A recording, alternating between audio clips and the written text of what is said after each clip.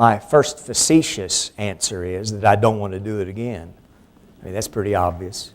But there are several things that I want to call to your attention today about what I learned during that time. First of all God's angels are not in heaven.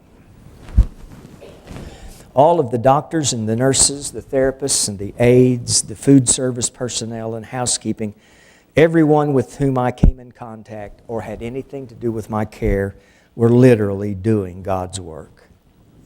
I want those of you who were a part of my care to stand up this morning. That helped. Come on, stand up. It's okay. I want you to applaud these people. Yes.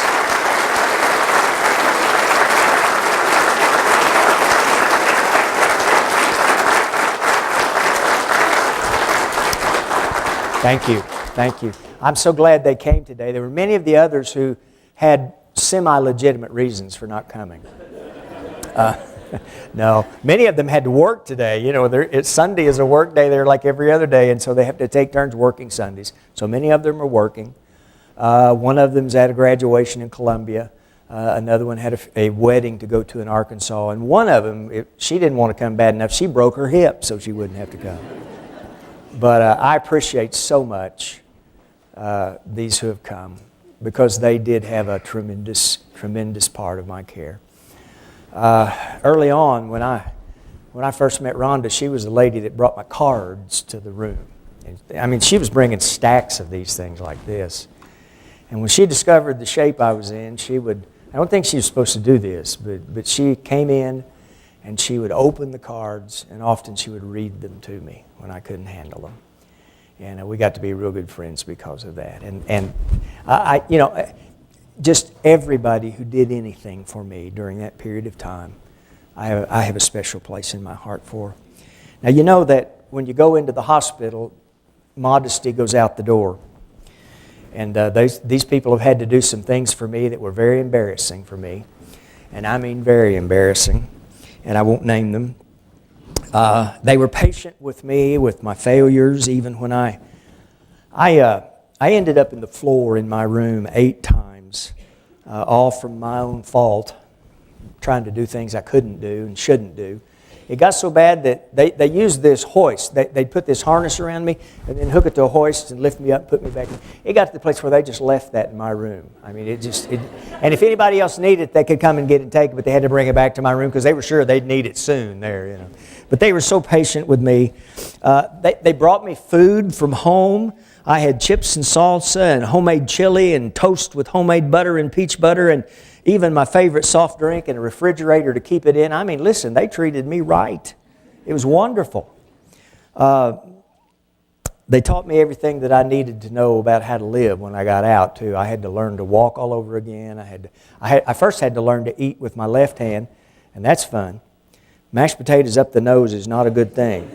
And I usually wore more of it than I ate at first. You know, it's just a little humiliating for somebody that was 59 years old to have to wear a bib and eat with a big old spoon that was crooked so that you could go like this and then bring it into your mouth. I mean, that's a little, but I'll tell you, it didn't matter because I was hungry.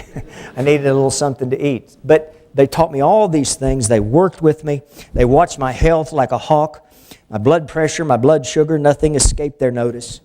One night I had a bit of indigestion, and when I have indigestion, my heart, my chest kind of hurts, and the nurse said, "You having any chest pains?" And without thinking, I said, "Yes." Oh my goodness. Before I knew what was happening, I'd been whisked off in an ambulance to Cox South Emergency Room. I stayed there 6 hours while they poked and prodded and tested, only to decide that I had indigestion. I could have told them that. Some of you know what it's like to lay on those cots in the emergency room. You know, those things they facetiously call beds. You know, I was fortunate. There had been somebody on the one that I was on and had blunted the nails. You know, it feels like those beds of nails where those guys lay. But they were treating me right. They tucked me in every night. And I mean tucked me in too. There was one young lady in particular, she seemed like she was always the aide at night, and she'd come in and she'd fix my covers just right, and she'd say, "Now, are these pillows okay? This pillow, let's move this one a little," and she'd move the pillows all around, and she'd, "Now, are you okay? Does it feel good? Are you hurting anywhere?"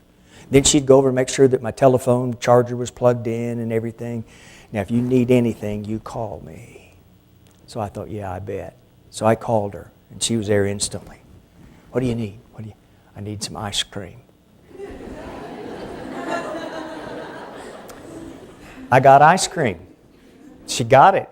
She brought it to me. Listen, they took tremendous care of me. They even got to the place where rehab starts fairly early there at the center. And I didn't understand for quite a while why everybody else was going to rehab and I was not having to go yet. I didn't have to go till like 9 o'clock in the morning. And I found out that the nurses had requested that I not have rehab until 9, so I'd have plenty of time to get breakfast over and get cleaned up and get my clothes on. I said, hey, that's a good deal. Could we make it 10 o'clock? And they said, no, you can't push it that far. That's not going to work. They were constantly encouraging me and telling me how good I was doing when I knew I wasn't. I mean, they are trained to be just as cheerful and just as optimistic with you as they can. I mean, you can fail miserably on what you're doing and they'll say, oh, that's wonderful, you did a good job.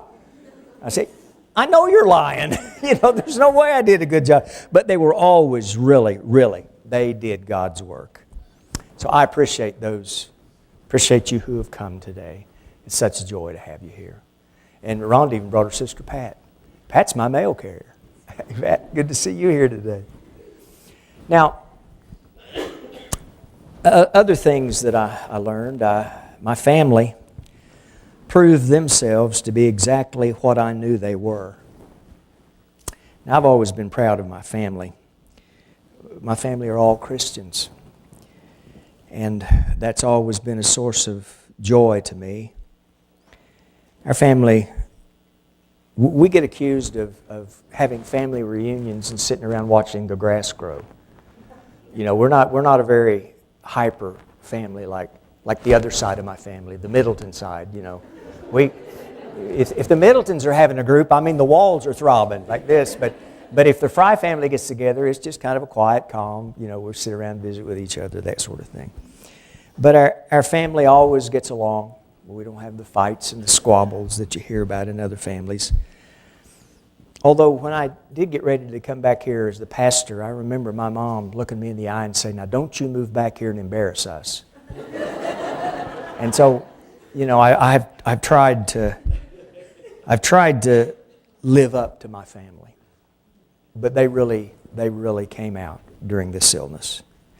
I appreciate my kids so much. Their character and their love were truly made obvious by this situation. My oldest daughter, Jessica, of course, lives in Nashville, and she couldn't be here all the time like she wanted to.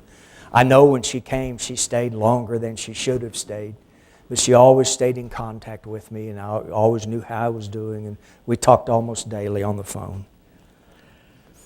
My son, Thad, he really stepped forward and took control. I've been told that he and Jessica and some others really would question the doctors about what they were doing, about this treatment and about that medication and about why this was happening and about we don't want any more of these kinds of drugs because they're making him crazy. We got to get off these things. And so Thad was the one who did that. He took care of my finances for me while I was in the hospital, better than I usually did myself. He made sure I had what I needed. He cut my hair. He shaved my face. He even trimmed my toenails for me. Do you have a son that'll do that for you? I'm telling you. And when I say shave my face, I'm not talking about one of these quick jobs with the electric razor. I had it there, but we didn't use that. No, he laid me back. And he foamed it all up, lathered it up, and he would shave. When I shave like that, I've got it down. I can do it in 2 minutes. You know the motions. It'd take him 20 minutes to shave me because every little thing had to be just perfect. He'd shave here, he'd come over here, and then he'd go back over there and do a little more, Man, I tell you, I can't get him to do it since he got home. But I tell you, those were the best shaves. I can't tell you the comfort that came from laying there in the bed and having him give me a haircut and give me a shave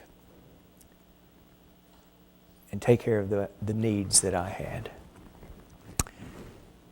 He really came forward. And Katie was there every day. She came. Sometimes it'd be kind of late before she got there, but that was okay. She'd sleep in, and then she'd have a few errands to run in Springfield, but she always came. Always brought me what I needed and was always there. And those times when she would sit by the bed and hold my hand, sometimes lay beside me on the bed. I wouldn't trade my family for anything in the world. And I could go on and on. My 2 sisters were special. Of course, it's kind of funny. The nurses there thought that they were my 2 older sisters. And I didn't tell them any different. I just let them think that, But when Brenda was there, she and Charles would come every Sunday afternoon, and they'd bring me food. She'd bring me stuff I wasn't supposed to have, cookies from the what was that place? Panera Bread, yeah. Just fresh flowers. I always had fresh flowers. And she didn't just stop down at the florist and grab something. She'd buy flowers in bulk and come in and make an arrangement right there in the room, she just did it. And I always had the prettiest flowers in my room. And when she and my sister Cindy were there, it was like 2 old mother hens, just, making sure everything was just right. In fact, it was kind of like an extreme room makeover. When they came, my tray table got cleaned, everything got rearranged, and I appreciated it so much. It was, and Brenda kept me in clean clothes. She'd pick up the dirty ones, or Dad would pick up the dirt. It changed back and forth, didn't it? Sometimes Dad would pick up the dirty ones and Brenda would bring the clean ones. Brenda would pick up the dirty ones, but Dad's the one who did the washing. He did the laundry for me. Dad would come to see me. He'd drive up from Mountain Grove in the mornings and stay just long enough for him to have time to get back to Mountain Grove to feed Mom at the nursing home. And we had our visits were not very long, but they were frequent. And I appreciated him so much. Everyone was amazed at how my family cared for me and were there. Others of the family, my nieces, and everybody was just so good. I can't begin to say. I love my family. Love them very much, and I want to thank them for what they did. And let me say a word about my mom. Mom never did know I was sick, I don't think. She was in the nursing home.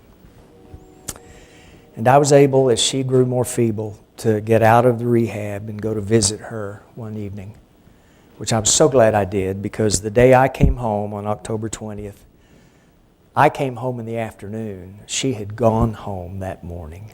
She went to be with Jesus. And my dad said he had been worried about what he was going to do, taking care of Mom and me both. And the Lord worked it out. He said the Lord took Mom home to care for her so that He could care for me, and He did. Everywhere I needed to go, Dad was right there to take me. I remember us sitting in a restaurant in Springfield one day, and Dad said, I haven't eaten out this much, son, and I don't know when. I said, well, do you like it, Dad? Yeah, I kind of like it, he said. But we ate all kinds of places, we went everywhere, and Dad was right there to take me. Well, I could go on and on about my family, but let me speak about